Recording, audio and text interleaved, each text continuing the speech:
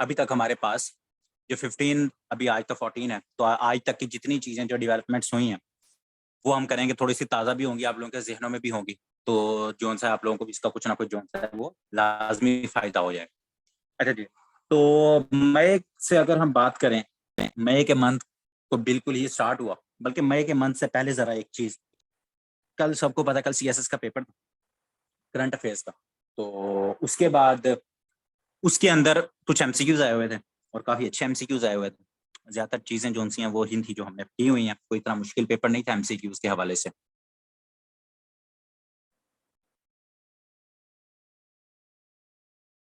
अच्छा जी, उसका जो सा है इतना कोई मुश्किल चीज़ें नहीं थी। तो उसमें एक क्वेश्चन आया हुआ था एक ऑर्गेनाइजेशन के हवाले से, उसका नाम था जी सिस, CIS।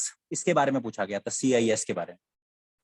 तो मैंने कहा चलें आज, क्योंकि हम कुदरती तौर पर आज करंट अफेयर्स भी कर रहे हैं तो इसको भी कर लें, ठीक है। तो सिस की अगर हम बात करें तो ये है आपके पास, उसमें जो सवाल आया हुआ था कि ये कहाँ की ऑर्गेनाइजेशन, तो उसका जो आंसर बनता था वो था सेंट्रल एशियन, जो आपकी सेंट्रल एशियन कंट्रीज हैं, हमने देखे हैं सारे तान कंट्रीज जिनको ज्यादातर कहा जाता है, जिनके एंड में तान आता है। तो सेंट्रल एशियन जो कंट्रीज हैं प्लस अजरबैजान, उनके अंदर जो सा है वो इसके इसके मेंबर्स हैं। तो ये सिस है क्या, CIS, ये है कॉमनवेल्थ ऑफ इंडिपेंडेंट स्टेट। इसका क्या मतलब है, common wealth of independent state, ये सिस का मतलब है, ठीक है। 1991 में जब USSR जो सा है वो डिसइंटीग्रेट हुआ, जब उसके टुकड़े टुकड़े हुए, 15 रियासतों में बट गया, जिसे सोवियत यूनियन कहते थे, वो छोटी छोटी रियासतों में बट गया और एक रशिया बड़ा सा निकल आया उसमें से। तो 1991 के अंदर जो सा है ये बनाई गई, दिसंबर 1991 के अंदर सिस बनाई गई। और इसका अभी करंट अगर हम देखें तो हेडक्वार्टर कहाँ है, इसका हेडक्वार्टर है मिन्स्क के अंदर, मिन्स्क। तो आपको पता है मिन्स्क क्या है जी, बेलारूस जो सा है उसका कैपिटल है। और बेलारूस के अंदर एक बंदा बैठा है जिसके बारे में सवाल पूछा जाता है कि who is the last dictator of Europe, Europe का आखिरी डिक्टेटर अलेक्जेंडर लुकाशेंको साहब जो से हैं वो कहाँ बैठे हैं, वो बेलारूस के अंदर बैठे हैं और जिसका कैपिटल मिन्स्क है। और मिन्स्क इसका हेडक्वार्टर है, वो कॉमनवेल्थ ऑफ इंडिपेंडेंट स्टेट्स जो सा है उसका हेडक्वार्टर। अच्छा जी, इसके मेंबर्स कितने हैं, इसके किसी जमाने में 12 मेंबर होते थे, लेकिन अभी कितने हैं, 11 मेंबर्स, ठीक है। मेंबर्स कौन कौन से हैं, तो किसी को अगर जरूरत पड़ेगी तो वो देख लेना, वरना इतना इंपॉर्टेंट नहीं है। जैसे मैंने आपको बताया है कि इसमें कौन है, इसमें आपका Europe, Europe eastern Europe, eastern Europe, E से eastern Europe plus central Asian countries इसमें है, सेंट्रल एशियन कंट्रीज। तो सेंट्रल एशियन कंट्रीज कौन कौन से होते हैं जी आपके, आपका अजरबैजान है, आपका तुर्कमानिस्तान है, आपका किर्गिस्तान है, कजाकिस्तान है, और उसके बाद उज्बेकिस्तान है।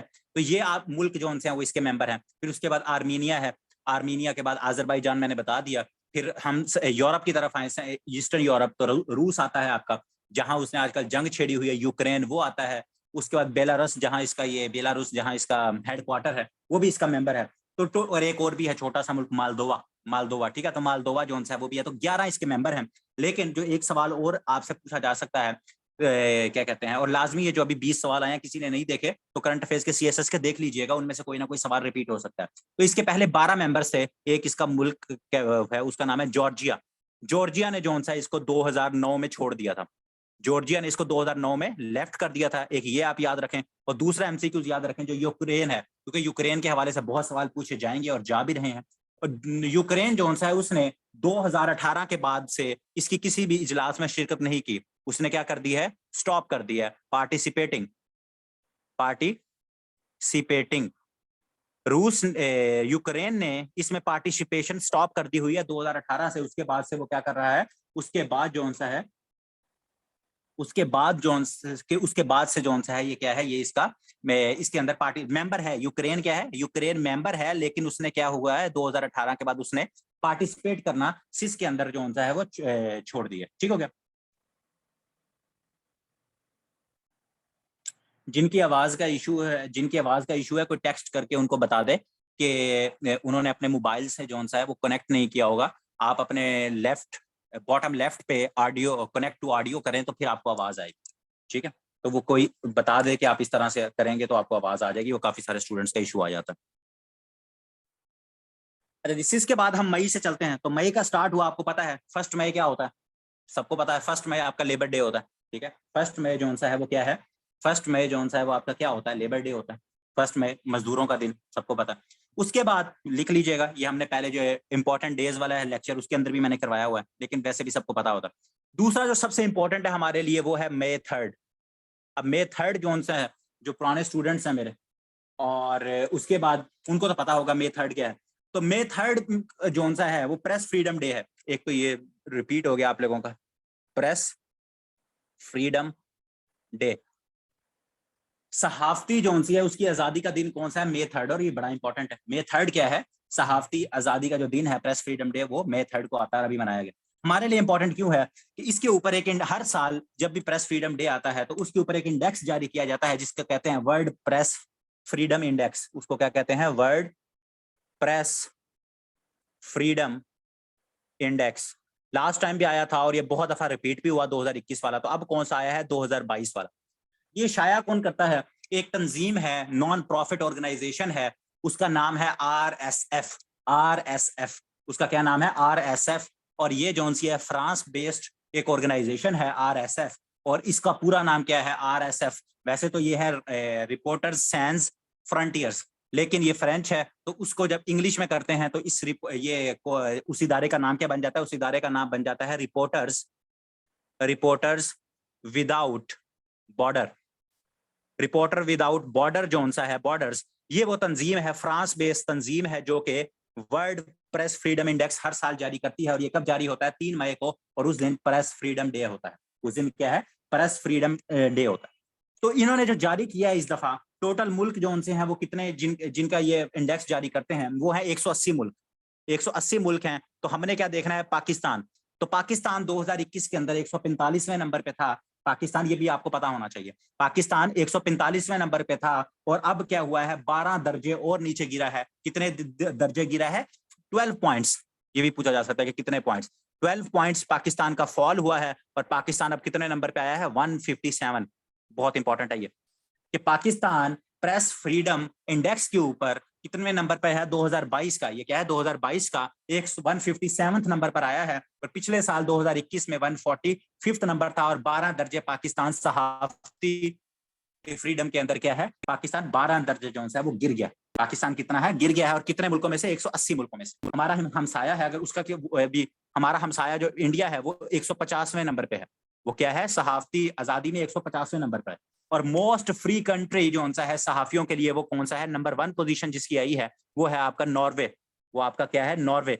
नॉर्वे। सेकंड नंबर पर डेनमार्क, थर्ड नंबर पर स्वीडन, लेकिन फर्स्ट बस आपको याद होना चाहिए नॉर्वे। और लास्ट पे कौन आया है? लास्ट पे जो सा है वो आया है नॉर्थ कोरिया, जिसमें सबसे ज्यादा सहाफियों के लिए जिंदगी तंग है, या जहां बिल्कुल भी फ्री मीडिया एग्जिस्ट नहीं करता, वो है नॉर्थ कोरिया। और सबसे ज्यादा फ्रीडम, अब इसको सवाल को रिफ्रेश भी किया जा सकता है कि कौन सा मुल्क ऐसा है जो कि सहाफियों के लिए सबसे बेस्ट है? तो वो आपका क्या है? नॉर्वे है। ऐसा कौन सा मुल्क है जहां जो सा सहाफियों के लिए सबसे वर्स्ट तरीन है अकॉर्डिंग टू RSF या वर्ल्ड प्रेस फ्रीडम इंडेक्स? तो वो क्या है? वो नॉर्थ कोरिया है। जिस तरह से आपको सवाल फ्रेम करे, आप उस लिहाज से क्या कर सकते हो? उसका आंसर कर सकते हो। तो नॉर्वे क्या है? मोस्ट फ्रीडम जहां सहाफियों को मिली हुई है वो आपका मुल्क है, और नॉर्थ कोरिया जहां लीस्ट मिली है। और पाकिस्तान का सबसे ज्यादा इंपॉर्टेंट आपने याद रखना है 157। ठीक है, पाकिस्तान का इंडेक्स क्या है? 157, जो कि 2021 में 145 पे था, जो कि अब क्या हुआ है? गिरा है। अच्छा जी, इसके बाद अगर हम आगे चलें थोड़ा सा, तो इसके बाद, अच्छा हाँ, एक चीज इससे पहले कि स्किप, ये लास्ट टाइम भी पूछी गई थी कि इस दफा जो इसका थीम था, वर्ल्ड प्रेस फ्रीडम जो डे इस दफा मनाया गया है, और 2022 का जो थीम है वो बड़ा इंपॉर्टेंट है। वो है journalism under digital siege. Journalism, ये बहुत इंपॉर्टेंट है, under digital siege. Digital siege कि जो ऑनलाइन जो सा है उनके ऊपर हमले किए जाते हैं, ट्रोलिंग होती है, उनको हरासमेंट की जाती है ऑनलाइन। डिजिटल सीज, डिजिटल के ऊपर क्या मतलब? आपका जो सोशल मीडिया है, आपकी जो यूट्यूब है, उसके ऊपर जो क्या कहते हैं, उनकी आवाज को दबाया जा रहा है। तो ये इसका क्या है? इस दफा का थीम है। ये आपका जो वर्ल्ड प्रेस फ्रीडम डे है उसका ये थीम है 2022 का। थीम क्या है? 2022 का ये इसका थीम है। तो ये भी आप लोगों ने इंपॉर्टेंट है साथ लिखना। उसके बाद हम आगे चलते हैं, और वो जो मैंने अभी अप्रैल के मंथ के एंड में मैं आपसे बात कर रहा था कि जो 2-3 हमारे माउंटेनियर्स हैं पाकिस्तान के, एक तो मैंने लास्ट टाइम आपको बताया था जिनकी डेथ हुई थी, लिटिल क्रीम की। ठीक है, लिटिल क्रीम जो हैं वो क्या थे? वो माउंटेनियर थे। तो यहाँ लेकिन डेथ नहीं हुई। यहाँ जो हैं 2 माउंटेनियर हैं जिनका नाम आपने याद रखना है। दोनों का सवाल पूछे जा सकते हैं। एक का नाम है शहरोज काशिफ। पहले हम इनको देख लेते हैं, शहरोज काशिफ। अब क्या है, शहरोज काशिफ साहब जोन से इन्होंने 5 मई को क्या किया है, शहरोज काशिफ साहब ने, इन्होंने जोन सा है समिट किया, और इनकी उम्र कितनी है, 20 साल, 20 ईयर। ये एज इनकी इंपॉर्टेंट है, ये याद रखिएगा, एज के साथ ही सारी चीजें। थर्ड हाईएस्ट माउंटेन है जिसको हम देख चुके हैं, उसका क्या नाम है, काचनजुंगा। उसका क्या नाम है, काचनजुंगा। थर्ड हाईएस्ट माउंटेन है, नेपाल के अंदर है, ठीक है। कहाँ है, नेपाल के अंदर है। 8586 मीटर जोन से इसकी हाइट है। तो ये हम सारी चीजें पहले जोन से अपने लेक्चर्स के अंदर इनको डिटेल में देख चुके। तो ये थर्ड हाईएस्ट जो आपकी माउंटेन है काचनजुंगा, जो कि नेपाल के अंदर है, उसको इन्होंने क्या किया है, उसको इन्होंने समिट किया है 5 मई को। उसको इन्होंने क्या किया है, 5 मई को शहरोज काशिफ ने समिट किया है।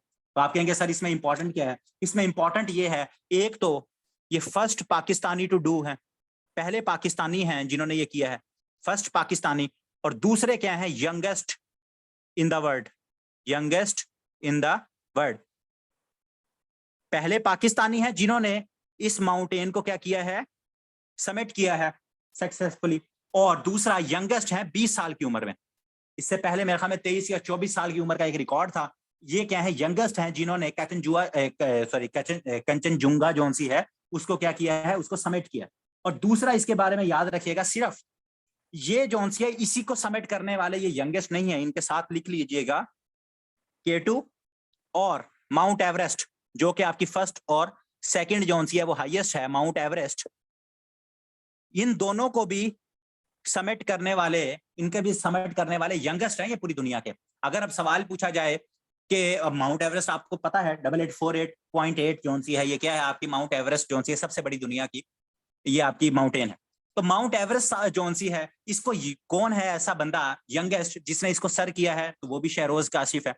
सेकंड नंबर पे K2 है, हमें पता है पूरी दुनिया के अंदर, तो K2 को भी सर करने वाले यंगेस्ट कौन है, शहरोज काशिफ है, पाकिस्तान से ताल्लुक है, 20 साल की उम्र है। और थर्ड जो अभी रिसेंटली इनका कारनामा है वो क्या है, वो काचनजुंगा जोन सी है नेपाल के अंदर, थर्ड हाईएस्ट माउंटेन, उसको भी शहरोज काशिफ, पाकिस्तानी है एक तो पहले, और दूसरा क्या है, इन्होंने यंगेस्ट हैं जिन्होंने ये काम किया है। तो पहली तीनों माउंटेन्स जोन सी हैं ये क्या है, ये पाकिस्तानी शहरोज काशिफ के पास ये रिकॉर्ड, ठीक हो गया।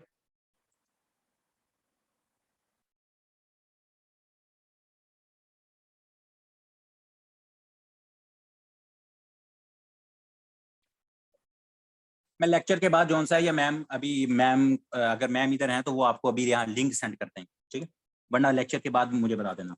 अच्छा जी, उसके बाद अगर हम बात करें माउंटेन के हवाले से ही 7 मई, बल्कि मैं अगले इसको रिमूव करके लिख देता हूँ, 7 मई एक और पाकिस्तानी माउंटेनियर, उसका नाम है सिरबाज खान। उसका क्या नाम है, सिरबाज खान। 7 मई को एक, 7 मई, उसका क्या नाम है, सिरबाज खान। सिरबाज खान ये पाकिस्तानी एक और माउंटेनियर, ठीक हो गया। उसका क्या नाम है, उसका नाम है सिरबाज खान। अब सिरबाज साहब ने क्या किया है, इन्होंने भी, अब पहले मैंने शहरोज काशिफ का क्यों बताया कि उससे पहले अभी किसी ने नहीं की थी, लेकिन 7 मई को इन्होंने भी काचनजुंगा जोन सी है नेपाल के अंदर, उसको क्या किया, उसको समिट किया इन्होंने सक्सेसफुली, ठीक है। आप कहेंगे सर फिर उसने, वो तो यंगेस्ट था, इसका फिर क्या हिसाब किताब हुआ। आप लोगों को एक चीज तो पता है, वो क्या पता है आप लोगों को, कि पूरी दुनिया के अंदर 14 पीक्स ऐसी हैं जो कि 8000 मीटर से ज्यादा जिनकी ऊंचाई है। कितनी पीक्स हैं, 14 पीक्स हैं जिनकी 8000 से ऊपर क्या है, ऊंचाई है, और पाकिस्तान के अंदर 5 पाई जाती हैं। ये बड़ा रिपीटेड सवाल है, पूछा जाता है। तो ये जो सिरबाज खान है, इन्होंने 9 जोन सी हैं वो पहले पर क्या कहते हैं समिट की हुई थी। तो जब इन्होंने 7 मई को काचनजुंगा जोन सी है उसको क्या किया है, उसको जोन सा है आपने, इसने जब वो किया है, समिट किया है, तो ये फर्स्ट पाकिस्तानी बन गया है जिसने 10 पीक्स जिनकी हाइट क्या है 8000 प्लस मीटर जोन सी है, 14 में से 10 पीक्स को सक्सेसफुली समिट करने वाला ये फर्स्ट पाकिस्तानी है। ये कौन है, फर्स्ट पाकिस्तानी जिसने क्या किया है, आउट ऑफ 14 जो 10 पीक्स हैं जिनकी हाइट जोन सी है वो क्या है, बुलंदी कितनी है, 8000 मीटर से ज्यादा है, वो ये पाकिस्तानी बना है सिरबाज खान। और इसने अभी तक कितनी है टोटल 10, 14 में से 10 जोन सी हैं उनको क्या किया है, समिट कर चुका है। और इसी साल इसका इरादा है कि जो बाकी 4 रह गई हैं उनको भी करे, और 14 की 14 पीक्स को ये क्या कहते हैं सर करें। तो ये इसने एक रिकॉर्ड बनाना है। तो ये आपने याद रखना है इसका भी कि पहला पाकिस्तानी कौन है जिसने 10 जोन सी हैं पीक्स को क्लाइंब किया है, वो आपका सिरबाज खान है। लेकिन शहरोज काशिफ जोन सा है वो क्या है, वो यंगेस्ट है पहली 3 जो माउंटेन्स है उनको सर करने के लिए। तो ये लाजमी आप लोगों से पूछे जा सकते हैं। उसके बाद जोन सा है, उसके बाद अगर हम बात करें तो हमारे पास एक और ही यहाँ एक चीज और लिख लें, वो ये है, एक बंदा है उसका नाम है कामी रीता। उसका क्या नाम है, कामी रीता, RITA, कामी रीता, कामी रीता, ठीक है, कामी रीता, बस आगे वाला नाम छोड़ दें, कामी रीता। तो इसका ताल्लुक भी कहां से है, नेपाल से है। इसका ताल्लुक कहां है से है, नेपाल से है। इसने क्या किया है, इसका अपना ही रिकॉर्ड था, इसने अपना ही रिकॉर्ड तोड़ा है। 26th टाइम, 26वीं दफा इसने क्या किया है, माउंट एवरेस्ट को सर किया है। तो इसने भी एक रिकॉर्ड बना लिया। सबसे ज्यादा माउंट एवरेस्ट को सर करने का रिकॉर्ड क्या है, 26 दफा माउंट एवरेस्ट को सर करना। ठीक है, 26 दफा ये गया है माउंट एवरेस्ट को सर करके आया है। और इसका नाम क्या है, इसका नाम है कामी रीता, और इसका नेपाल से ताल्लुक है। तो ये भी जोन सा है इंपॉर्टेंट है माउंटेन्स के हवाले से। ये भी रिसेंटली, ये भी लास्ट वीक की ही जोन सा है ये डेवलपमेंट है। तो ये भी आपको पता होना चाहिए कि अगर वैसे जनरल पूछा जाए अभी तक सबसे ज्यादा क्या कहते हैं माउंट एवरेस्ट को कितनी दफा सर किया जा चुका है, तो 26 दफा उसको सर किया जा चुका है। और वो किसने किया है, ये बंदे का नाम है, और नेपाल से इसका ताल्लुक। ठीक हो गया। अच्छा, उसके बाद अगर हम बात करें, उसके बाद अगर हम बात करें तो आपका जोन सा है, अगर अभी पाकिस्तान के अंदर थोड़े से हालात जोन से हम ऊपर नीचे चल रहे हैं, तो एक और इंडेक्स लिख लें। अभी इंडेक्स आपको पता है पाकिस्तान के अंदर एक और भूख का बड़ा मसला है, तो एक नया इंडेक्स और भी आया है, उसको भी देख लें, ग्लोबल हंगर इंडेक्स। उसको भी देख लें जरा थोड़ा सा हम, क्योंकि आज हमारे पास टाइम ज्यादा है। ग्लोबल हंगर इंडेक्स, इसके अंदर जोन सा है 116 मुल्कों का वो उन्होंने इंडेक्स लिया है। आउट ऑफ 116 पाकिस्तान जोन सा है 92nd नंबर पर आया है। पाकिस्तान क्या है, 92nd नंबर पर है। आउट ऑफ 116 कंट्रीज में से पाकिस्तान 92nd नंबर पर आया है भूख के हिसाब से, कि पाकिस्तान में इतनी जोन सी है वो लोगों के अंदर भूख पाई जाती है। और ये इंडेक्स कौन जारी करता है, वर्ल्ड फूड प्रोग्राम जोन सा है आपका, WFP, FP कह रहा हूँ, हाँ, WFP, जिसका रोम के अंदर हेडक्वार्टर है। तो ये जोन सा है आपका, ये जारी करता है। और इसी के अंदर और भी बहुत सारी चीजें हैं जो कि इसमें बताई गई हैं कि पाकिस्तान में जोन सा है 43% जो लोग हैं वो फूड इनसिक्योर हैं, कि उनको मुकम्मल तौर पर फूड नहीं मिलता। वो कितने परसेंट लोग हैं, 43% लोग हैं जो कि फूड इनसिक्योर हैं। फिर इसमें एक और चीज भी बताई गई है कि पाकिस्तान के अंदर जोन से हैं 6.7% बच्चे, 6.7% जो चिल्ड्रन हैं वो 5 साल की उम्र से पहले ही उनकी वफात हो जाती है। डाइट, खुराक की वजह से 6.7% पाकिस्तान की पॉपुलेशन का आप देख ले, वो पॉपुलेशन कह रहा हूँ, जितने बच्चे पैदा होते हैं उनमें से 6.7% जो बच्चे हैं वो 5 साल की उम्र से पहले ही उनकी डेथ हो जाती है। और सबसे इंपॉर्टेंट सवाल जो कि पूछा गया है, पहले भी पूछा जाता रहा है बहुत दफा, वो है आपकी वैल्यू 37.6%। ये क्या है, 37.6%, ये आपकी वो वैल्यू है जिसमें ये कहा गया है कि पाकिस्तान के जो 5 साल के कम बच्चे हैं, 5 साल के कम बच्चे हैं, वो क्या है, वो जो से स्टंटेड है। 37.6% जो बच्चे हैं 5 साल के कम उम्र के, वो क्या है, स्टंटेड ग्रोथ है उनकी, स्टंटेड, उनको खुराक पूरी नहीं मिलती।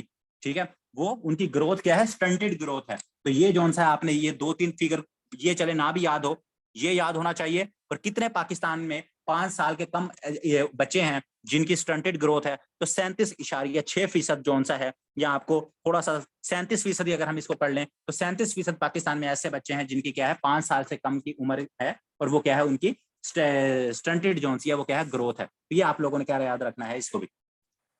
उसके बाद एक और इवेंट हुआ इंटरनेशनली, अभी हम पिछले साल जोन से हमने सारा टोक्यो को और दूसरे इवेंट्स कवर किए, अभी विंटर ओलंपिक्स को भी हमने देखा। तो एक गेम्स होनी थी, एशियन गेम्स, क्या होनी थी, एशियन गेम्स। और ये अभी PPSC में सवाल भी पूछा गया था, एशियन गेम्स। ठीक है, एशियन गेम्स, तो एशियन गेम्स 2022 जोन सी हैं, ये सवाल भी पूछा गया था, चाइना के अंदर होनी थी। उनका एक शहर है हांगजू, HANG, हांगजू, हांगजू। ठीक है, कहाँ है, चाइना के अंदर।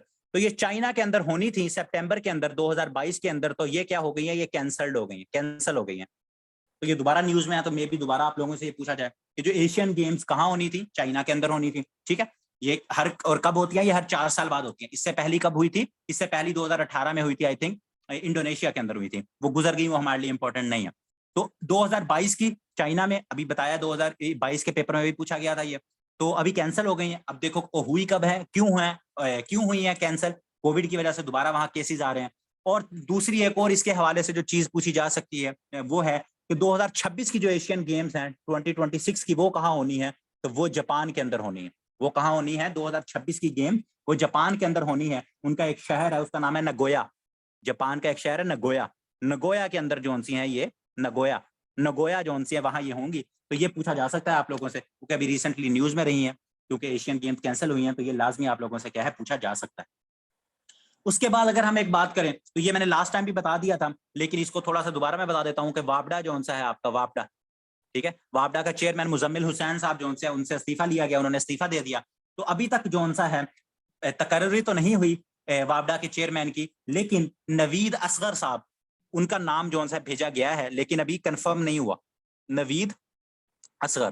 तो अगर ये कंफर्म हो गया तो सेकंड हाफ के अंदर मैं दोबारा भी इसको लिखवा दूंगा, लेकिन साथ छोटा सा लिख लीजिएगा अभी नॉट कंफर्म, ठीक है, क्या है, नॉट कंफर्म। तो अभी नवीद असगर साहब जो से अगर बने तो फिर ये नवीद असगर साहब जो से ये क्या है आपके वापडा के चेयरमैन बन जाएंगे। और वापडा का मतलब आपको पता होगा, अगर किसी को नहीं पता, तो वो क्या है, water and power development authority 1958 के अंदर वापडा आपकी बनी थी। और ये सवाल पूछे जाते हैं, तो कोई चीज छोटी सी पढ़ते हो तो उसके साथ कोशिश किया करो उसके रिलेटिव इन्फॉर्मेशन भी जहन में लाया करो। वापडा 1958 के अंदर ये बनी थी, water and power development authority. और अभी जो सा है इसको क्या किया गया है, अब इनके नए चेयरमैन आएंगे। और दूसरा लास्ट टाइम मैंने बता दिया था, वो भी इसके साथ ही AGP attorney general of Pakistan 36 attorney general आए हैं। उनका क्या नाम है, अख्तर ओसाफ,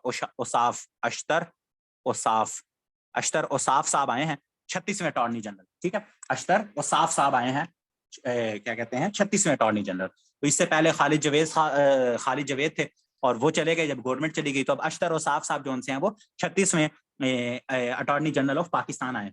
और उसके बाद तीन चीजें और लिख लो कि हमने जो पूरी कैबिनेट थी उसको डिस्कस कर लिया था, और उस कैबिनेट के अंदर दो चीजें जो सी, तीन चीजों का इजाफा हुआ है। एक तो हमने दो वजीर देखे थे, एक था खालिद लतीफ, खालिद लतीफ कह रहा हूँ, वो तो क्रिकेटर, जवेद लतीफ।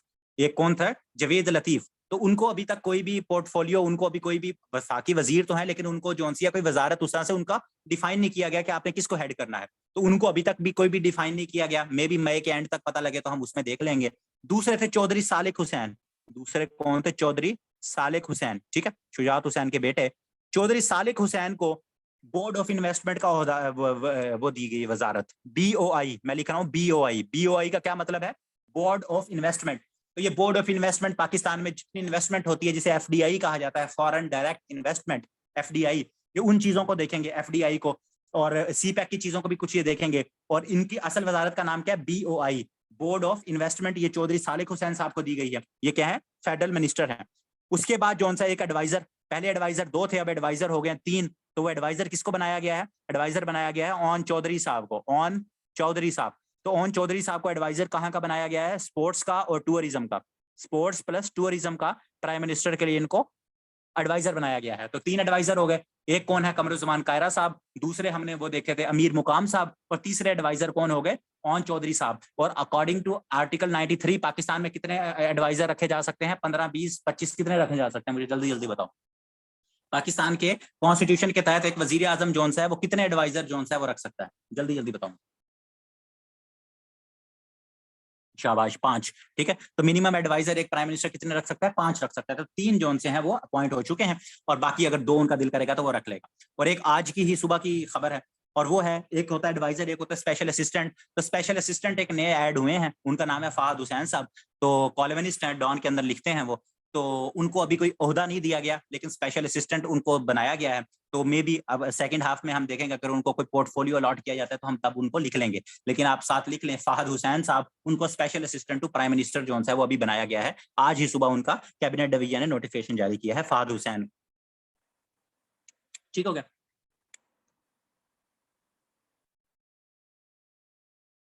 एक सेकंड।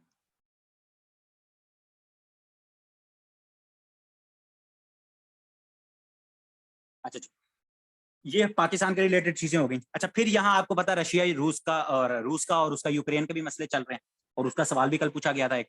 तो रूस के हवाले से ये एक डे है 9 मई।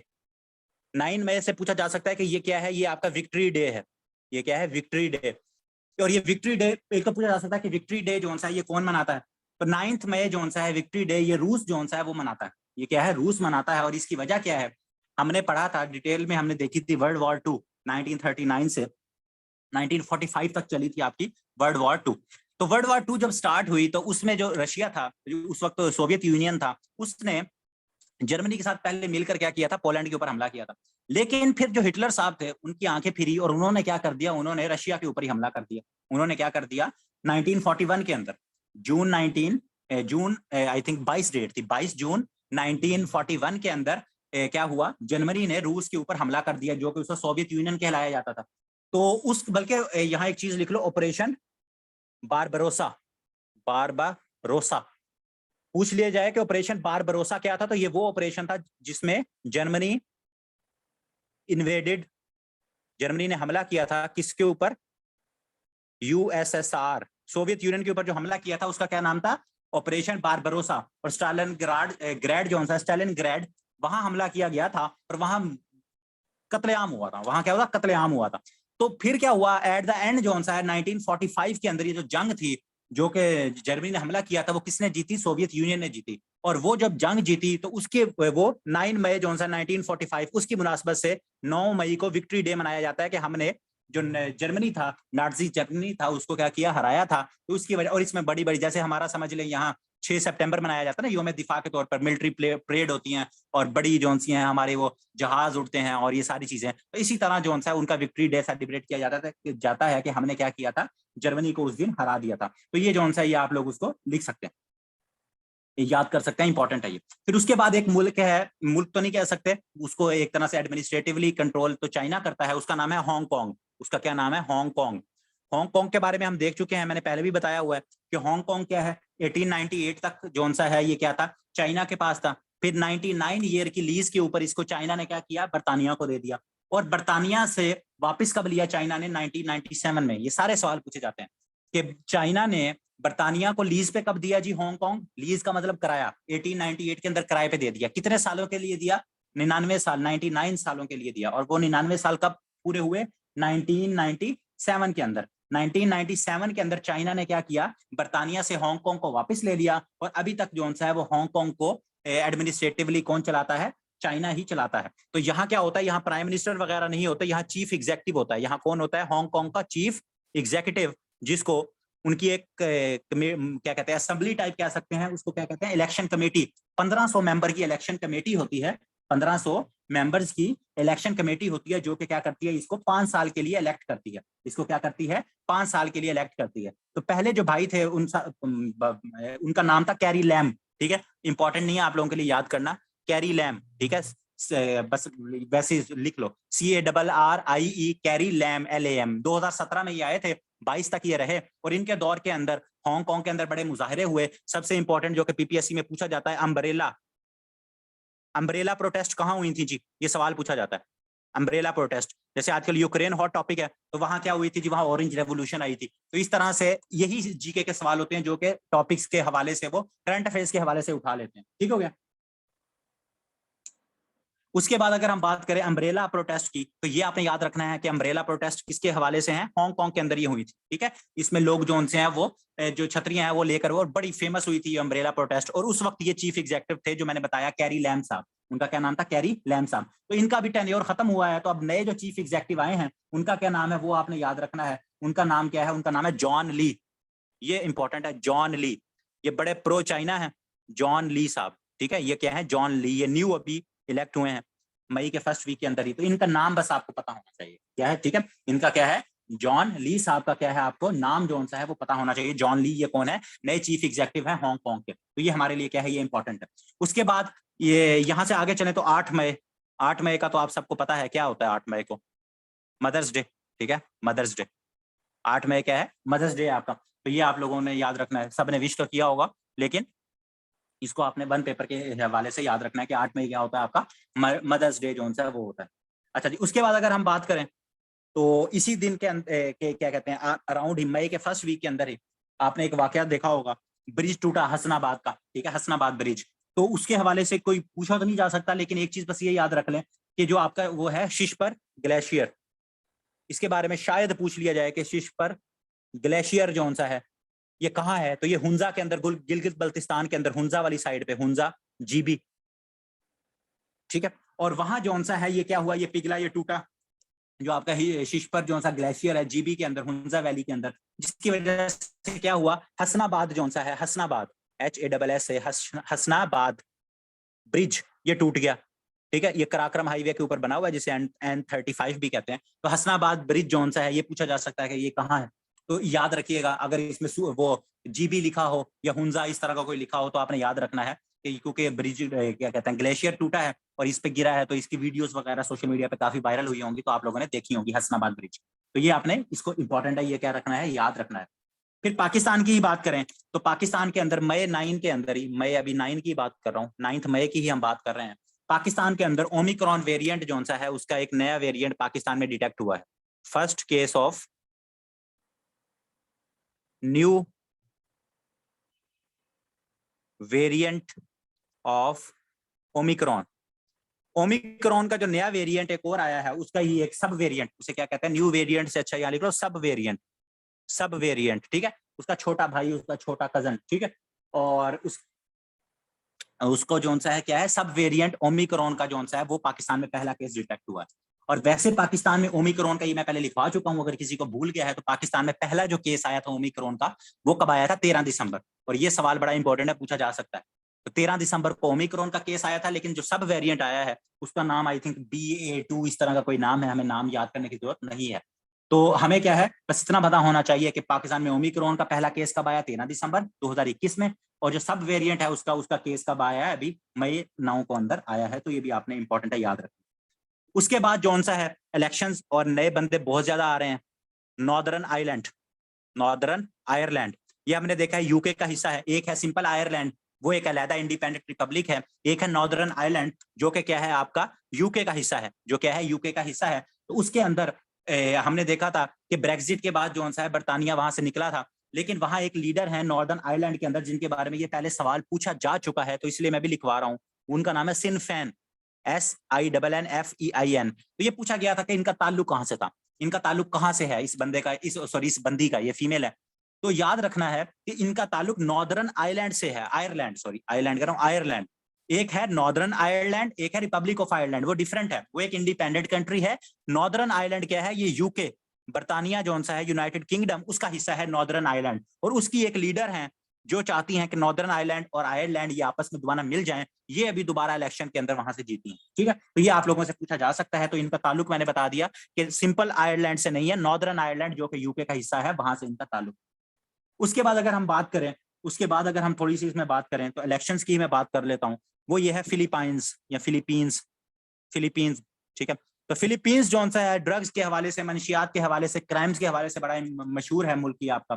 तो यहाँ इलेक्शन हुए हैं, तो यहाँ जो बंदा जीता है ये तो लाजमी आप लोगों से पूछा जाएगा, इसका नाम है Ferdinand Marcos junior, Marcos junior.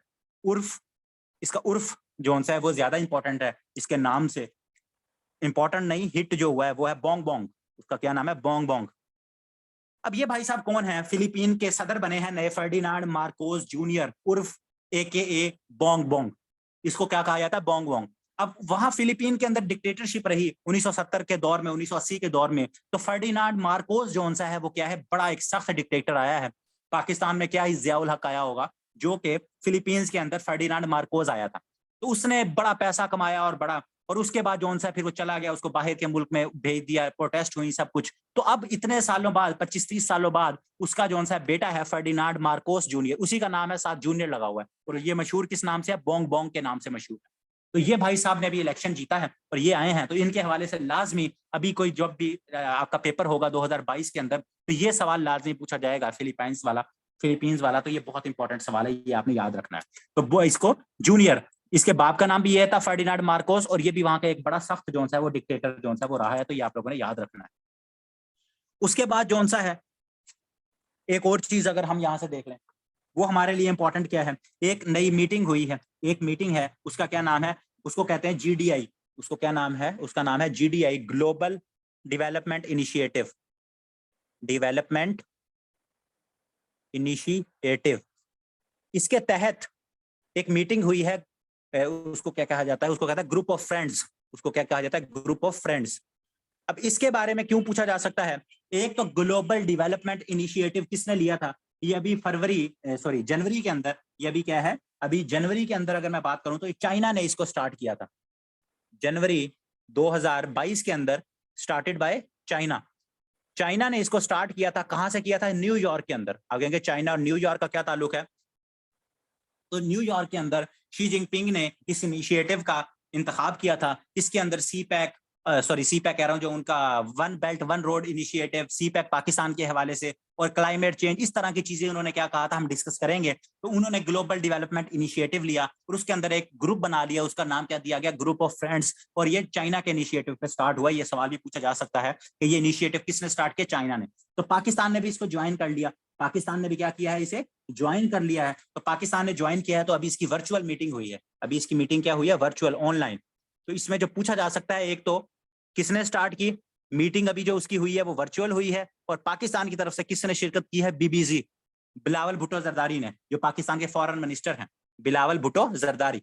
तो बिलावल भुट्टो जरदारी ने पाकिस्तान को रिप्रेजेंट किया है कहां, ग्लोबल डेवलपमेंट इनिशिएटिव के अंदर, जो कि क्या है, एक चाइना के ने एक इनिशिएटिव लिया है, जिसमें आपके जोन से हैं क्लाइमेट चेंज, आपके डिफरेंट जो एनर्जी के सेक्टर्स हैं उसके अंदर, और बिलावल ने जोन सा है इसके ऊपर सी पैक और बाकी रिलेटेड चीजें, कोविड के बाद हमने इकोनॉमी को किस तरह से देखना है, इस सारी में शिरकत किसने की है, पाकिस्तान को रिप्रेजेंट किसने किया है, बिलावल भुट्टो जरदारी जोन सा, उसने क्या किया है, पाकिस्तान को इसमें रिप्रेजेंट किया है। तो ये भी आप लोगों से इसका पूछा जा सकता है, ये भी बड़ा क्या है, इंपॉर्टेंट। यहां तक चीजें क्लियर है।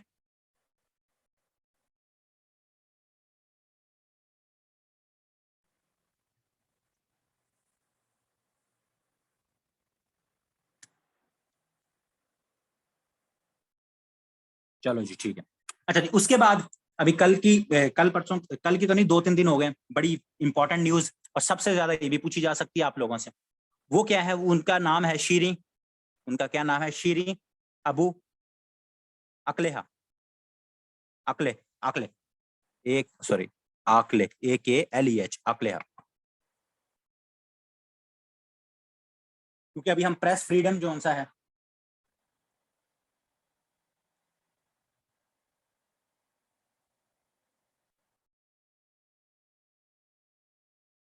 इसकी वर्चुअल मीट देख लेना, इतनी इंपॉर्टेंट नहीं है इसकी डेट, ये मई के अराउंड, ये अभी मेरे ख्याल में ये 7 या 8 मई को होगी, लेकिन मेरे ख्याल में इतनी इंपॉर्टेंट नहीं है इसकी date.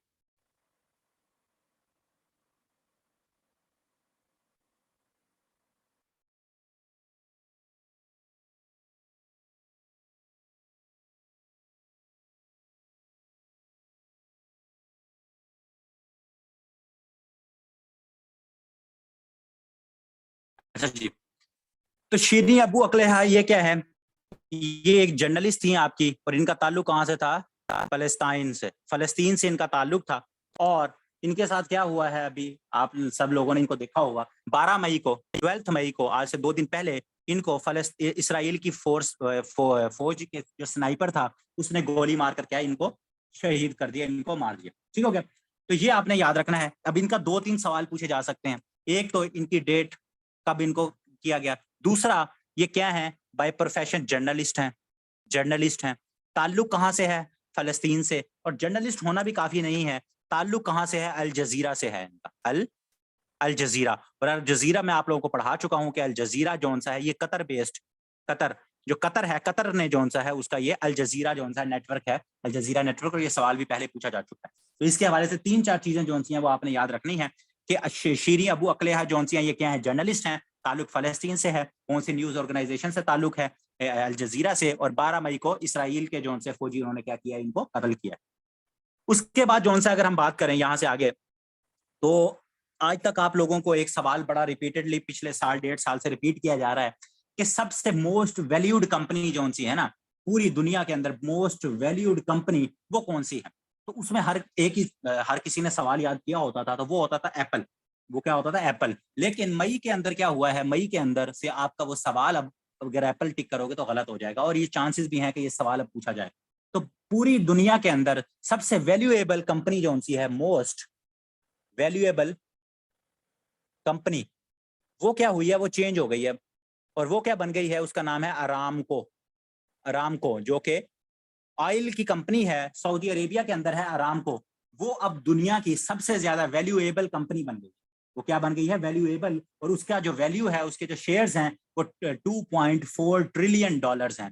2.4 trillion dollar, trillion dollars की बात कर रहा हूँ, ठीक हो गया। जो एप्पल है इसके कितने हैं? 2.4 ट्रिलियन डॉलर। और जो एप्पल है उसके गिर के 2.37 रह गए, उसके क्या है? 2.37। तो अब अरामको जो सी मोस्ट वैल्यूएबल कंपनी है, ना कि आपकी एप्पल। और ये जो अरामको है आपको पता है सऊदी अरेबिया के अंदर है। 1933 के अंदर जो सी है ये अरामको कंपनी जो सी है वो आपकी क्या थी? ये बनी थी। और अभी करंट कब बनी थी? 1933 के अंदर। और अभी इसके जो चीफ एग्जीक्यूटिव ऑफिसर हैं उनका क्या नाम है? उनका नाम है अमीन, उनका क्या नाम है?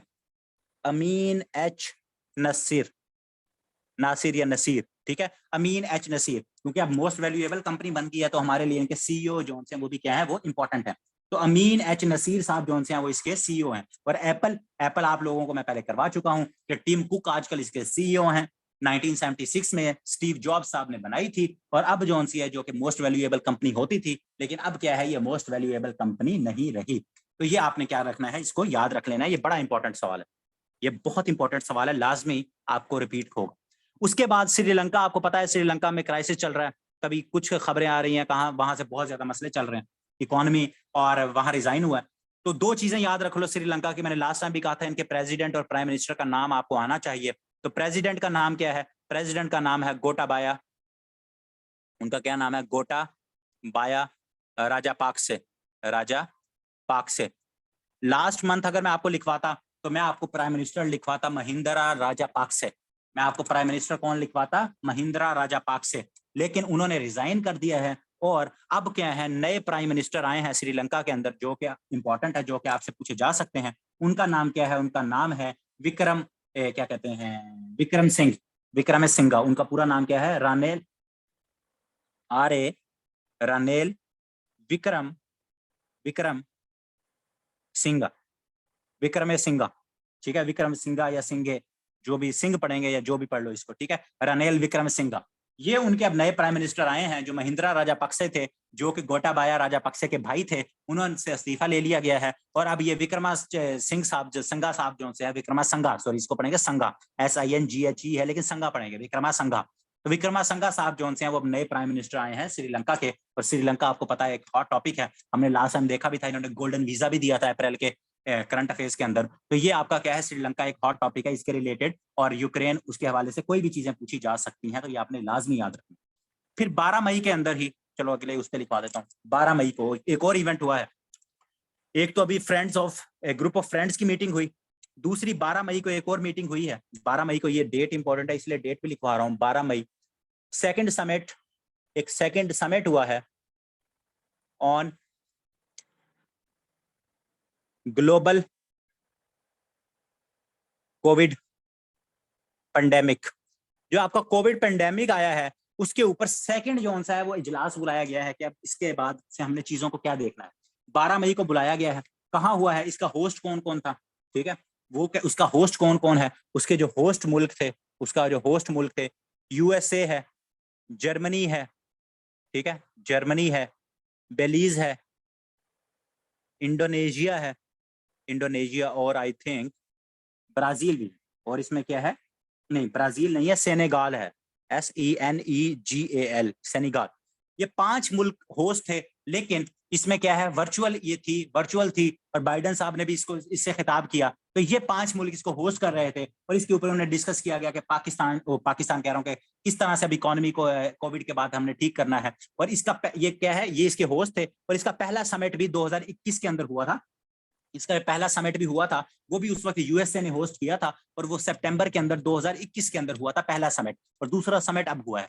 हमारे लिए इंपॉर्टेंट क्या है? एक तो इसकी डेट, और दूसरा इसके होस्ट मुल्क, और तीसरा जो है पाकिस्तान की तरफ से किसने शिरकत की? अगेन BBZ, बिलावल भुट्टो जरदारी ने क्या की, जो कि पाकिस्तान के फॉरेन मिनिस्टर हैं, उन्होंने पाकिस्तान को रिप्रेजेंट किया है इसके अंदर। सेकंड समिट, जो कि ग्लोबल कोविड के ऊपर जो सेकंड ग्लोबल समिट हुआ है, उसमें पाकिस्तान की रिप्रेजेंटेशन किसने की है? पाकिस्तान की रिप्रेजेंटेशन की है बिलावल भुट्टो जरदारी ने। तो ये भी आप लोगों के लिए इंपॉर्टेंट है, ये भी आप लोगों ने याद रखना है। उसके बाद अगर हम बात करें, एक लास्ट जो बड़ी इंपॉर्टेंट है पाकिस्तान के लिए, एक आपके पास कार होती है जिसे कहते हैं SUV car, SUV car, sport, sorry sport utility vehicle.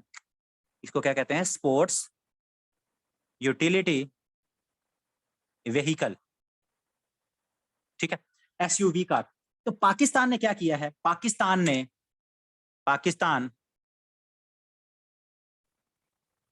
Exported first SUV car. Pakistan ने पहली दफा एक एसयूवी कार जो सी है उसको क्या किया, एक्सपोर्ट किया है। पाकिस्तान ने पहली दफा अपनी जिंदगी में पहली कार एक्सपोर्ट की है। हम हमेशा इंपोर्ट करते थे। एसयूवी मोटर, आप सॉरी मास्टर मोटर्स आपकी एक कंपनी है, उन्होंने इसको एक्सपोर्ट किया है। और ये और वो गाड़ी जो सी है उसका नाम भी आपको आना चाहिए, जिनको गाड़ियों का शौक है उनको पता होगा, उसका नाम है चांगान ओशान, पता नहीं यही इसको पढ़ा जाता है, X11 सॉरी X7। ये गाड़ी है जो कि पाकिस्तान ने एक्सपोर्ट की है। और चीज याद रखिएगा, ये इसलिए इंपॉर्टेंट मैंने नाम लिखवाया है क्योंकि ये पूरी दुनिया में, एक चाइना ने अभी तक ये गाड़ी बनाई है और दूसरा पाकिस्तान ने ये गाड़ी बनाई। दोबारा बता देता हूं कि गाड़ी जो पाकिस्तान ने ये एक्सपोर्ट की है पहली, वो क्या की है, ये गाड़ी एक्सपोर्ट की है, ठीक है, मास्टर मोटर्स वालों ने बनाई है। और ये गाड़ी अभी तक एक चाइना बना चुका है और दूसरा पाकिस्तान जो है पूरी दुनिया में एक्सपोर्ट कर रहा है, उसके अलावा कोई नहीं। तो और ये चीज इंपॉर्टेंट है, ऐसी जो इसमें एक्सेप्शन आ जाए तो वो लाजमी पूछी जाती है। और पाकिस्तान ने ये जो एक्सपोर्ट की है ये किस पॉलिसी के तहत की है, उसका नाम है AIDEP पॉलिसी। 2021 से 2026 तक की ये पॉलिसी है, AIDEP पॉलिसी। इसको लिख लो और मैं इसकी एब्रीविएशन बता दूंगा और आहिस्ता आहिस्ता बोलूंगा, आप लोगों ने लिख लेना। AIDEP पॉलिसी कितने 5 साल पॉलिसी है, एक तो ये याद रखें 5 ईयर, 21 से 26 तक। मतलब क्या है AIDEP का, auto industry development and export policy. Repeat कर रहा हूं, auto industry development and export policy 2021 से 26 तक, AIDEP, ठीक है। तो इसके तहत पाकिस्तान ने अपनी पहली एसयूवी कार जो है उसको क्या किया है, एक्सपोर्ट किया है। तो ये पाकिस्तान के लिए एक बहुत बड़ा मूवमेंट, क्या कहते हैं, एक अचीवमेंट है पाकिस्तान की, तो ये इंपॉर्टेंट है आपके लिए। उसके बाद अगर हम बात करें 12 मई ये बस इंटरनेशनल जो है नर्स डे, जो आपके नर्सिस होती हैं, ये नर्सिस डे के तौर पे मनाया जाता है, nurse day, international nurse day के तौर पे 12 मई जो है वो आपका मनाया जाता है। उसके बाद जो है 13 मई जो कि कल की डेट है, उसमें आपको पता है सबसे बड़ा एक इवेंट क्या हुआ है, UAE के जो प्रेसिडेंट हैं, UAE के प्रेसिडेंट, ठीक है, उनकी डेथ हो गई है। कितने साल की उम्र में उनकी डेथ हुई है जी, 73 साल की उनकी एज थी, ठीक है। उनकी क्या थी, 73 ईयर्स उनकी एज थी। और उनका नाम क्या था, शेख खलीफा बिन जैद। उनका क्या नाम था, शेख खलीफा बिन जायद बिन अल-नहयान, ठीक है, अल-अहयान, खलीफा बिन जैद अल-अहयान, ठीक है, सॉरी अल-अहयान कह रहा हूँ, अल-नहयान, NAHYAN, नहयान। तो बस खलीफा बिन जैद याद रख लो, 73 साल की उम्र में इनकी डेथ हुई है। और उसके बाद जो सा है, उसके बाद जो सा इनके भाई जो कि क्राउन प्रिंस भी थे, ये आज की खबर है, अभी जो सा है मैं अभी न्यूज़पेपर पढ़ रहा था, तो इनके जो भाई हैं उनका नाम है MBG, जो कहलाए जाते हैं मोहम्मद बिन जैद। वो अब क्या है, वो न्यू प्रेसिडेंट ऑफ UAE का उन्होंने आज क्या है वो मुंतखब हो गए, न्यू प्रेसिडेंट। अब कौन है, उनके भाई, जिनको न्यू प्रेसिडेंट अब UAE के कौन बने हैं ये, और इनको MBZ भी कहा जाता है। एक है MBS मोहम्मद बिन सलमान जो कि सऊदी अरेबिया में बैठे हैं, ये है MBZ मोहम्मद बिन जैद, ठीक है। ये भी यंग से हैं, अभी जो से हैं पाकिस्तान के जो प्राइम मिनिस्टर गए थे अभी आज कल, बल्कि पाकिस्तान के प्राइम मिनिस्टर शहबाज शरीफ साहब कल दोबारा जा रहे हैं। ये जो खलीफा जैद साहब जो से हैं, ये इनकी जो डेथ हुई है उसकी कंडोलेंस के लिए जा रहे हैं कल हमारे प्राइम मिनिस्टर साहब। तो ये इंपॉर्टेंट है, वहां दोबारा ये मोहम्मद बिन जैद से मुलाकात होगी। तो पहले ये कहते क्राउन प्रिंस थे, अब जो से हैं वहां के शेख और वहां के प्रेसिडेंट UAE के ये बन गए, ठीक हो गया। प्रेसिडेंट वहां UAE जोन सा है, UAE के अंदर एक जिसे क्या कहते हैं, एक नाम नेहाद जोन सा इलेक्शन भी होता है, नाम नेहाद इलेक्शन होता है। सारी पावर्स जोन सी हैं वो क्या है, वो प्रेसिडेंट भी होता है और वो उसको आप बादशाह भी कह सकते हो, लेकिन वहां क्या है, नाम नेहाद थोड़ा सा एक इलेक्शन भी होता है, तो वहां ये प्रेसिडेंट ही कहलाया जाता है। उसके बाद इसी डेट के अंदर, इतना इंपॉर्टेंट नहीं है लेकिन एक बॉक्सर है पाकिस्तानी जो कि ब्रिटिश UK के अंदर रहते हैं, आमिर खान, आपने नाम सुना होगा आमिर खान। तो इनका एक दफा पहले भी पूछा गया था कि ये बाय प्रोफेशन क्या है, बॉक्सर हैं। तो ये क्या है, बाय बॉक्सर, और इन्होंने रिटायरमेंट का ऐलान किया है। ये क्या है, बॉक्सर हैं, तो इन्होंने रिटायरमेंट का ऐलान किया आमिर खान ने। पाकिस्तानी नायाब जिन्हें कहा जाता है, बरतानिया की तरफ से जो सा ये बॉक्सिंग करते हैं, लेकिन बाय ओरिजिन इनका ओरिजिन क्या है, पाकिस्तान। उसके बाद हमारे पास लास्ट टाइम मैंने आपको लिखवाई थी एक चीज, शायद आप लोग अब भूल गए होंगे, रेमिटेंसेस। मार्च की मैंने लिखवाई थी और मैंने कहा था कि पाकिस्तान की तारीख में सबसे ज्यादा रेमिटेंसेस जो सी हैं वो अप्रैल 2022 के अंदर आई। तो वो फिगर जो सी अब आप भूल जाओ, उसको आप बेशक भूल जाओ। अब अप्रैल के अंदर पाकिस्तान में सबसे ज्यादा जो सी रेमिटेंसेस आई हैं, और वो कितनी आई हैं, 3.12 बिलियन डॉलर। पाकिस्तान की तारीख में एक महीने के अंदर सबसे ज्यादा रेमिटेंसेस जो सी है वो किस महीने में आई हैं, अप्रैल 2022 के अंदर। तो ये आप लोगों ने, जो मैंने मार्च में आपको आई थिंक 2.8 लिखवाई थी, ठीक है, 2.8 बिलियन डॉलर्स जो सी वो लिखवाई थी। तो आपने अब क्या याद रखनी है, आपने मार्च याद नहीं रखनी, आपने सॉरी क्या कहते हैं मार्च, हाँ बिल्कुल मार्च वाली याद नहीं रखनी, अप्रैल वाली याद रखनी है। और वो क्या है, वो आपके पास 3.12 बिलियन डॉलर्स जो हैं वो आपके रेमिटेंसेस, आपके जो बाहर के मुल्क में ओवरसीज पाकिस्तानी हैं उन्होंने एक महीने में पाकिस्तान में भेजे। उसके बाद अगर हम बात करें तो हमारे पास जो एक इम्पॉर्टेंट है आज का दिन, वैसे आज का दिन से पहले चलो एक सिंपल सी चीज़ है बस लास्ट, उसके बाद आप लोगों का लेक्चर भी खत्म हो जाएगा और हमारी चीज़ें भी खत्म हो जाएंगी। वो ये है कि आज के न्यूज़ पढ़ रहा था तो आप लोगों का रिपीट हो जाएगा ये चीज़ें। CCI council of common interest, ये आज के भी न्यूज़पेपर पढ़ा था तो उसमें आया हुआ था, काउंसिल ऑफ कॉमन इंटरेस्ट। कौन से आर्टिकल के तहत, आर्टिकल 153 के तहत zone C council of common interest zone C ये बनाई गई है। 1973 के आइन के बाद 1973 के अंदर ये बनाई गई थी काउंसिल ऑफ कॉमन इंटरेस्ट। इसका फंक्शन क्या था, इसका फंक्शन ये था कि पावर शेयरिंग फार्मूला तय किया जाए फेडरल गवर्नमेंट के दरमियान और सूबों के दरमियान कि किस तरह से पैसे जाने हैं, किस तरह से चीजें होनी है, बिजली किसको कितनी मिलनी है, ये सारी चीजें जो सी CCI के अंदर ये तय होनी थी।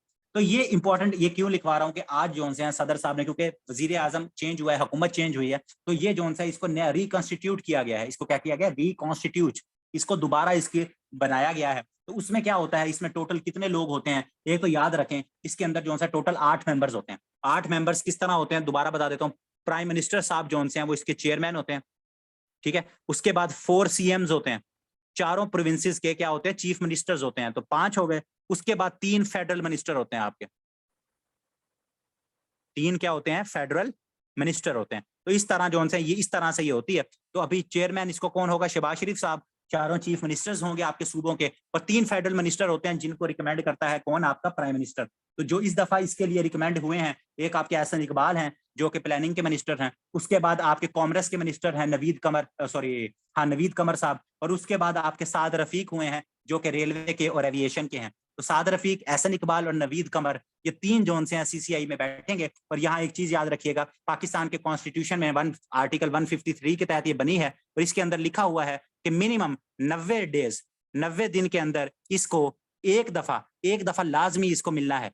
एक दफा इस कौंसल को क्या है, एक दफा 90 दिन के अंदर लाजमी मिलना है। और ये सवाल भी पूछा गया है कि काउंसिल ऑफ कॉमन इंटरेस्ट को according to constitution of Pakistan कितने दिन के बाद, कितने दिन के अंदर अंदर लाजमी एक दफा मिलना है, 50 दिन, 60 दिन, 70 दिन, 120 दिन, 90 दिन। तो 90 दिन के अंदर आइन में लिखा हुआ है कि इसको एक दफा लाजमी मिलना है। ये बैठ के जो सूबों के और फेडरल के आपस में मसाइल है उनको क्या करेगा, हेल्प करेगा। तो ये आज ये क्या कहते हैं, इसको रिकॉन्स्टिट्यूट किया गया। तो ये मैंने अभी पढ़ा था, मैंने कहा चले आप लोगों का साथ ये रिवाइज हो जाए।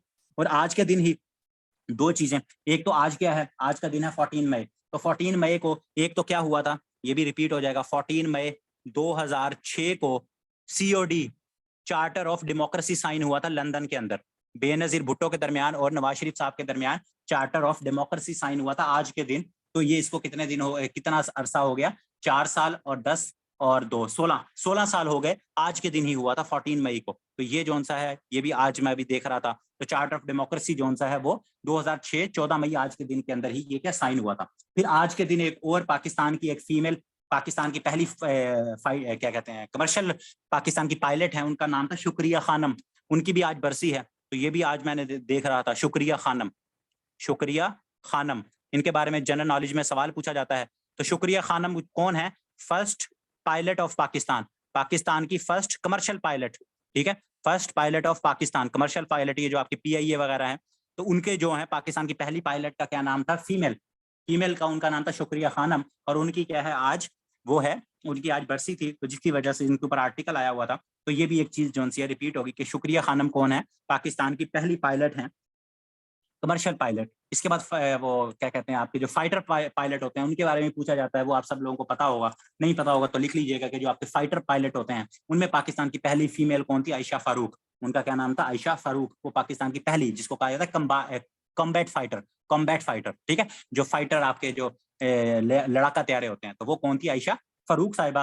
क्योंकि पाकिस्तान के अंदर जो है जो पीएफ पाकिस्तान एयरफोर्स है, 2006 के अंदर उन्होंने पहली दफा औरतों को भर्ती करना शुरू किया था। तो ये भी सवाल पूछा जाए कि पाकिस्तान में एयरफोर्स ने सबसे पहले औरतों को कब भर्ती करना शुरू किया था? इस 2006 के अंदर 2006 के अंदर जो है भर्ती करना शुरू किया था। तो तब ये जो आयशा फारूक साहिबा हैं, ये पाकिस्तान की पहली कॉम्बैट लड़ाका तैयारे की जो है वो क्या बनी थी? वो पायलट बनी थी। इसी तरह एक और भी इसी के रिलेटेड मेरे जहन में सवाल आ रहा है, उसका क्या नाम था?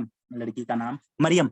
मरियम, पूरा नाम उसका देख रहे हैं ना, मरियम क्या था? आई थिंक, अब मुझे कंफर्म नहीं है, पूरा नाम नहीं है, मरियम आता था, मरियम, मरियम, हाँ, कुछ आगे देख लेना। तो मरियम के पाकिस्तान की पहली जो है फीमेल शहीद पायलट है, वो पहली पायलट है जो कि शहीद हुई थी, ठीक है। तो वो भी आपकी एक कम्बैट फाइटर थी, ठीक है। मरियम मुख्तार, हाँ, उनका नाम है पूरा Mariam Mukhtar, Mariam Mukhtar, if I am not wrong, ठीक है। तो मरियम मुख्तार साहिबा जौनसी हैं वो पाकिस्तान की, वो भी पहली शहीद फीमेल फाइटर हैं। और आयशा सदीक जौनसी हैं वो क्या है, सॉरी, आयशा फारूक, वो क्या है? पाकिस्तान की पहली वैसे कम्बैट फाइटर,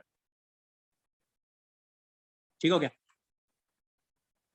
यहाँ तक जो है आज के दिन आपके जो है हाफ मई के जो करंट अफेयर्स हैं वो कंप्लीट हो गए। बाकी जो आपके हाफ होंगे वो इंशाल्लाह, क्योंकि अभी देखें, वरना अगर हम पूरे मंथ के एंड में करें तो फिर हमें 2-2.5 घंटे या 2 लेक्चर करने पड़ते हैं। अब ये है कि अभी आपको ताज़ा ताज़ा चीज़ें याद हो गई, फिर जब मई का नेक्स्ट आगे आएंगे तो उसमें हमारी चीज़ें रिवाइज भी हो जाएंगी, और तब तक आप लोगों को ज़रा थोड़ा सा सेंस भी अच्छी इसकी डेवलप हो जाएगी, ठीक है। 3 जो फेडरल मिनिस्टर हैं, एक प्लानिंग के मिनिस्टर हैं आपके एहसन इकबाल साहब, प्लानिंग के मिनिस्टर। फिर आपके कॉमर्स के मिनिस्टर हैं नवीद कमर साहब। और तीसरा जो सा है वो आपका क्या नाम है उनका? तीसरे का नाम है आपका साद रफीक, जो कि एविएशन के और रेलवे के मिनिस्टर, ठीक हो गया। ये जो से आपके यहाँ तक जो से वो क्या थे? करंट अफेयर्स थे। और उम्मीद है कि आप लोगों को इसमें कुछ ना कुछ चीजें जो सी हैं वो समझ आई होंगी। क्लियर है यहाँ तक चीजें?